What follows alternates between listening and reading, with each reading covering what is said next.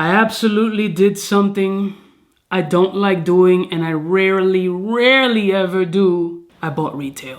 I got this Labo fragrance by Jonathan, who scanned me into it. Shout out to Jonathan over at Bloomingdale's. You scanned me into this. I actually like how it smells. Let's roll my motherfucking music so I can put you onto a city exclusive by Labo.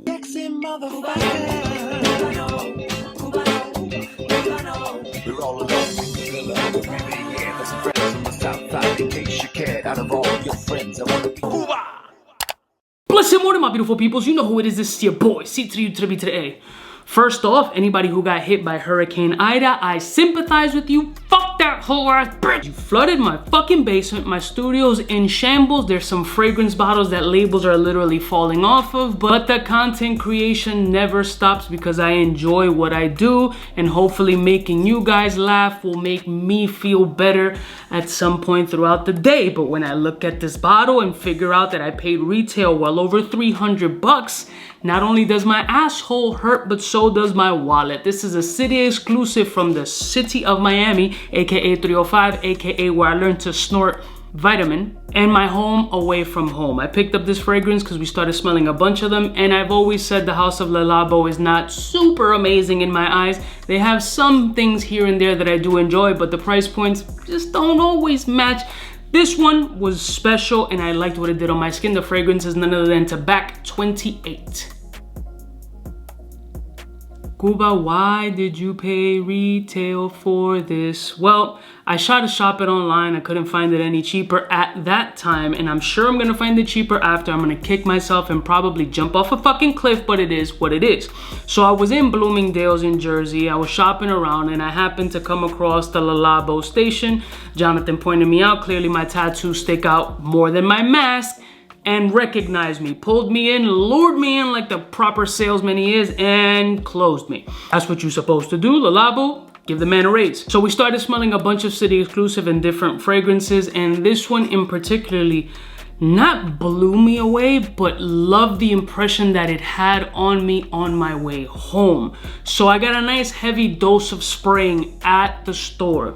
And the initial thought of the fragrance was, wow, this is a little drier than I anticipated, but the tobacco and boozy vibe of this fragrance really does do something nice. But it was a little confusing in the air, and that took about 3 to 5 minutes to start changing and doing magical things around me and persuading me in a way that I didn't anticipate to be persuaded that day, because I spent a bag that day. So I really enjoyed what it did on my skin, and I really liked the simplicity of the notes in this fragrance, and it just hit nicely off my skin.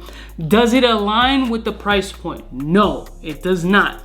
I take the L so you don't have to sometimes. Most Labo fragrances don't align with the price point. That's my personal opinion. Not that they're bad fragrances by any means, but just a little fucking wild. Now, this one being a tobacco and boozy fragrance with nice dry nuances, it did do magic on my skin. And then of course, my wife, the ultimate hater, aka Star from the Star and Book Wild show, she liked it. And I'm like, fuck, now I gotta buy the shit, because she rarely likes anything, as we know. So she really liked it off of my skin, and so much so that she was doing random sniffs in the car. So the random sniffs need to butt.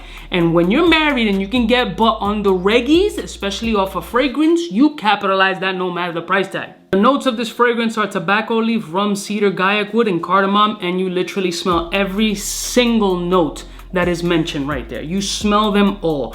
For me, they actually all have a place, and they all kind of play their position based on your skin chemistry. For me, what really popped up was the booze and that dry tobacco. Now, it's a little drier than I wanted. I would have liked a hint of honey or a little added sweetness in there. Maybe a bumped up amount of cardamom to just make that difference. But it does smell really fucking good on my skin. So my asshole hurts because I spent the grip on this, but wifey likes it. And that's a big plus, because she don't like much. And then I started to like it because she was liking it, and I just liked it more and more and more. And then the fragrance was so heavily engulfed on my skin that the car started to smell like it, and the car smelled good. And I kept catching myself doing that, and that made it all worth it. I mean, it's not many fragrances that do that for me, but when they start to do it, especially when I pay retail, it hits a little bit different. So for me, this fragrance is a half a ball spray. Not a full ball spray because of that fucking price tag, but I do like it. Wifey likes it, and I'm wearing it today and I smell pretty fucking good. So half a ball spray it is. I'll even retouch. I love y'all motherfuckers from the heart. Have you smelled Tabac 28 or any other city exclusives that you feel are amazing? Please let me know in the comments. I am selling this bottle. No, I'm just kidding. I'm not selling it right now because it has my name on it. So if you want a Cuba edition, let me know. I'll see y'all bitches next time. You know who it is, biggest in the game. Smooches.